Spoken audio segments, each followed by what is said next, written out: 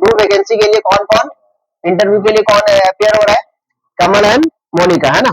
The probability of Kamal selection is 1/3। कमल का selection का probability कितना है, कमल का सिलेक्शन का जो प्रोबेबिलिटी है वो 1/3 है, और मोनिका का सिलेक्शन होने का प्रोबेबिलिटी दिया हुआ है क्या, कितना दिया हुआ है 1/5। अच्छा ठीक है, उसके बाद क्या बोल रहा है सुनेंगे ध्यान से, फिर से सुनना। Kamal and Monika appear for an interview for 2 vacancy, 2 vacancy, हाँ 2 वैकेंसी, ठीक है। The probability of Kamal selection is 1/3 and that the Monica selection is 1/5. Find the probability that only one of them will be selected. दोनों में से किसी एक जन का सिलेक्शन होगा। तो यहाँ पे मान लेते कमल का सिलेक्शन हुआ होगा तो मोनिका का नहीं, या तो मोनिका का सिलेक्शन का हुआ तो कमल का नहीं, यही तो हो सकता है ना, वन ऑफ देम सिलेक्शन को। तो कमल का सिलेक्शन का चांसेस कितना है 1/3, और नहीं होने का चांसेस कितना होगा बताएंगे कोई, 2/3। इसी टाइप से मोनिका का सिलेक्शन का चांसेस कितना है 1/5, तो मोनिका का सिलेक्शन का नहीं होने का चांसेस कितना होता है बताना, 4/5। बोलो हाँ या ना। तो बोल रहा है कि दोनों में से किसी एक जन का सिलेक्शन होने का चांसेस, तो probability of for selection of any one of them. तो जब कमल का हो रहा होगा उस टाइम मोनिका का नहीं हो रहा होगा, इसके साथ इसका मल्टीप्लिकेशन है ना, और आइदर ये सिचुएशन हो सकता है, और जब मोनिका का सिलेक्शन हो रहा होगा उस वक्त कमल का नहीं। समझ में आ रहा है मेरा बात। तो ये कमल का सिलेक्शन का चांसेस कितना 1/3, मोनिका का सिलेक्शन नहीं होने के चांसेस 4/5, प्लस में मोनिका का सिलेक्शन का चांसेस 1/5 और 2/3। तो फाइनली कितना हो जाएगा 4/15 प्लस में 2/15 मतलब 6/15 ना, 6/15 कुछ कैंसिल हो रहा है क्या, कितना हो जाएगा बताएंगे 2/5, करेक्ट। अच्छा नेक्स्ट इसी टाइप का क्वेश्चन नंबर आप बनाएंगे 30 नंबर, ठीक है। 29 का टू सेम है ना, अखिल और विजय वाला सेम टू सेम ऐसे दिया हुआ है, वो वाला बना लेना तुम लोग। 30 नंबर क्वेश्चन बनाएंगे। अमन तुमको क्वेश्चन मिला, हाँ अमन और भुवन।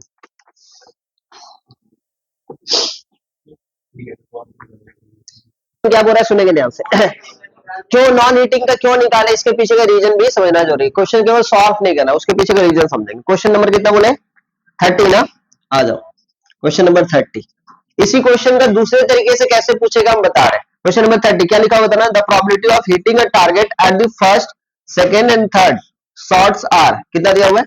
मान लेते कि भाई पहला शॉट को ए नाम दिए हिट करने का, उसका कितना प्रोबेबिलिटी बताएंगे 3/5, है ना। और फिर कितना है दूसरा शॉट को बी नाम देते, कितना है 2/5, और तीसरा शॉट को 3/4। आ जाओ सुनना, फिर से सुनेंगे ध्यान से। क्वेश्चन बोल रहा है the probability of hitting a target at the first second and third shots are 3/5, 2/5 and 3/4। Calculate the probability that target gets hit. मतलब क्या कि भाई एक तो मान लेते हैं कोई जगह पे है, ठीक है, यहाँ पे सुनना ध्यान से। सपोज ये है आपके पास, ये टारगेट वो रहता है ना ऐसे करके, मान लेते वही है भाई, गन शॉट वाला बोल सकते हो सपोज। तो यहाँ पे ये 3 बच्चे हैं, ठीक है। ए का जो हिट करने का जो चांसेस है प्रोबेबिलिटी लगने का कितना है 3/5, इसका कितना है 2/5, और इसका कितना है 3/4। अब ये बच्ची का लगा, दोनों का हो सके नहीं लगा, एक सिचुएशन हो सकता है। हो सकता है इसका लगा, ये बाकी बात 2 जन का नहीं लगा। हो सकता है इसका लगा, बाकी बात 2 जन का। ये एक केस बना जब 1 जन का हिट हो रहा है। ऐसा भी तो हो सकता है कि 2 पर्सन का हिट हो रहा है, एक का नहीं, और हो सकता है कि तीनों का हिट हो रहा होगा। तो ये सारे सिचुएशन में कि हर तरीके से हिट हो रहा है, क्योंकि टारगेट गेट हिट बोला है, वहां पे ये नहीं बोला कि वन ऑफ देम का हिट होना चाहिए। अभी वन ऑफ देम का हिट बोलता तो एक का करते 2 का नहीं, ठीक है। ए का हो रहा है बी और सी का नहीं हो रहा है, फिर बी का हो रहा है ए और सी का नहीं हो रहा है, और सी का हो रहा है ए और बी का नहीं। क्वेश्चन का मतलब समझो, देखो बनाना बड़ी बात नहीं है, क्वेश्चन का मतलब समझो। क्वेश्चन जस्ट बोला टारगेट गेट्स हिट, बोलता है कि target get one of them hit बोलता, तब जाके ए का करते बी और सी का नहीं होता। मतलब probability of A into probability of B bar into B bar into probability of C bar plus probability of A bar. समझ में एक जन का बोलता तो, लेकिन यहां पे क्या बोल रहा है टारगेट गेट हिट बोल रहा है, तो एक जन का भी लग सकता है, 2 का लग सकता है, और तीनों का लग सकता है। समझ में आ रहा है। तो इसलिए इतने सारे सिचुएशन का लग रहा है, तो एक ही काम करते भाई, तीनों जन का नहीं लगने का चांसेस क्या होगा, तीनों जन का नहीं लगने का चांसेस यदि हमको पता चल जाए तो 1 में से माइनस कर देंगे, तो बाकी बात तो हीट वाला ही चांसेस रहेगा ना। चाहे एक जन का लगे, चाहे दो जन का लगे, चाहे तीनों जन का लगे। समझ में आया कहानी? तो इसलिए हम लोग क्या करेंगे, टारगेट गेट हिट इज तो 1 minus probability of A complement, probability of B complement, probability of C complement. ठीक है, तो यहां से माइनस कर देंगे, हो जाएगा, सॉल्व करेंगे, जो आंसर आएगा, फाइनल आंसर कितना है 47 बाई, यही कियो, आ जाओ। मान लेते यही पे सेम क्वेश्चन, देखो यहाँ पे टारगेट गेट की जगह पे बोल दिया कि भाई मैथमेटिक्स का प्रोबेबिलिटी का एक क्वेश्चन है, क्योंकि प्रोबेबिलिटी का चैप्टर है, ऐसे डुबा देगा कि भाई मैथमेटिक्स का प्रोबेबिलिटी का एक तो क्वेश्चन है जिसमें से 3 स्टूडेंट सॉल्व करे। पहला स्टूडेंट उस क्वेश्चन को सॉल्व करने का जो चांसेस है वो 3/5 है, दूसरा स्टूडेंट उस क्वेश्चन को सॉल्व करने का जो चांसेस है उसका 2/5 है, और तीसरा स्टूडेंट जो है उस क्वेश्चन को सॉल्व करने का 3/4 है। तो भाई उस क्वेश्चन को सॉल्व करने का क्या प्रोबेबिलिटी है, समझेगे नहीं? तो भाई हो सकता है कि एक बच्चा सॉल्व किया, या हो सकता है 2 बच्चा सॉल्व किया, हो सकता है 3 बच्चा सॉल्व, हो सकता है तीनों का तीनों बच्चा सॉल्व कर दे, तो सेम सिचुएशन होगा उसका भी आंसर।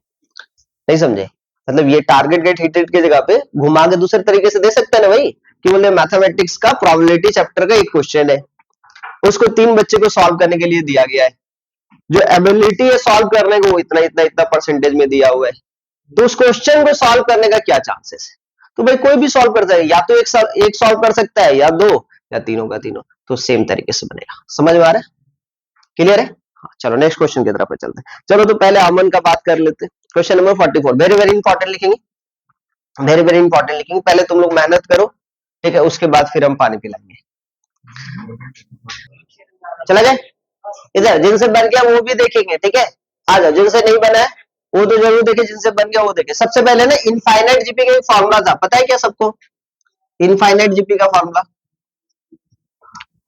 इनफाइनाइट जीपी का फॉर्मूला सबको पता है क्या? बताएंगे। ए प्लस, हाँ सबका, ए प्लस ए आर प्लस में ए आर स्क्वायर प्लस में A R Q dot dot dot, यदि इंफिनिटी तक चलता है तो ये कितना हो जाएगा, ए बाई 1 माइनस आर, जहां पे r belongs to less than 1 mod में, है ना?